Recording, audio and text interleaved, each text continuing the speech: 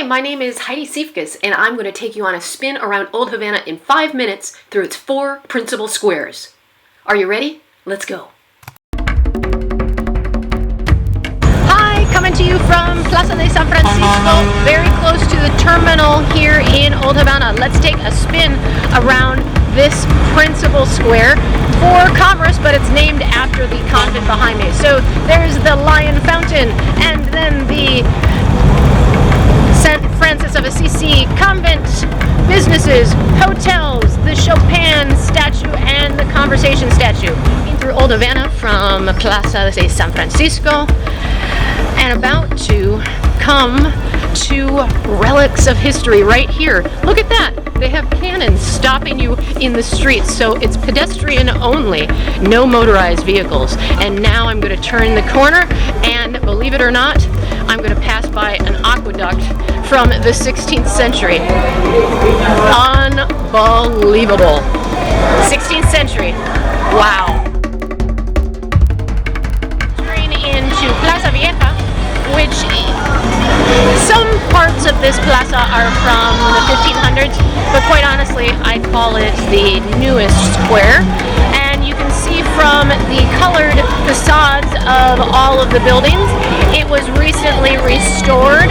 All Old Havana is a UNESCO heritage site since, I believe, the 1980s. And behind me, you see that this is also a functioning square with businesses, breweries, coffee shops, and a primary school. You see some of these kids behind me dressed in kind of crimson, the primary, and then the mustard color, of course, older grades. So here's Havana Vieja and a quick spin around one of my favorite squares. Off of one of the corners of Plaza Vieja, you see this typical Old Havana street. And at the very finale, you see Capitolio, the Havana capital. And behind me, you can see some restoration in process. There's a heck of a lot of work to be done here in Old Havana, and Cuba in general. Took a little detour to show you where Ernest Hemingway wrote his book For Whom the Bell Tolls. That's Ambos Mundos Hotel. It has a wonderful terrace to get a bird's eye view of Old Havana. And now I'm walking by one of the University of Havana's faculties of architecture. Yes, why not having the architecture school in Old Havana? But you see that it has glass windows. Not necessarily practical for such a warm culture now, is it? Anyway, more of Havana Vieja to come. Ciao! Are going to take a little spin through the Cathedral Square. Now let's take a spin around some of these homes. The bottom floor is a business, with the top floor being personal residencies.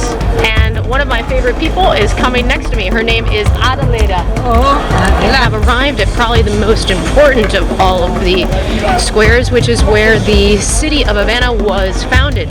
Here behind me you see the governor's palace, as well as a wooden street, because remember, in those days the governors were Spanish, enjoyed taking a siesta, and the wife of the governor complained of the horse-drawn carriages over the cobblestone streets, and happy wife, happy life. That's the scenario behind the wooden street. Behind me now, you're going to see the wonderful park. Great place for some shade, as well as then to the other side, you're going to see parts of the oldest fort in Old Havana, the Castillo de la Real Fuerza. Of this castle, you are going to see the symbol of Havana, which is La Giraldia. What is La Giraldia? It's a wrought iron statue on top of that bell tower, and it is of a woman watching out for her husband coming, and it happens to be the symbol of Havana Club. Now, very important, folks, in 2019 they are going to be celebrating the 500th anniversary of the foundation of Havana on November 16th, and this is where the city was founded by the Spanish. Right behind me is El Templete, and you're going to see a ceiba tree. That is the place where the city was founded. So you better believe it, there's going to be a tremendous fiesta November 16th, 2019. I hope you enjoyed your 5 minutes in Old Havana with me. If you'd like to learn more about Cuba and my adventures, hop on over to HeidiSiefkas.com and check out my book, Cubicle to Cuba.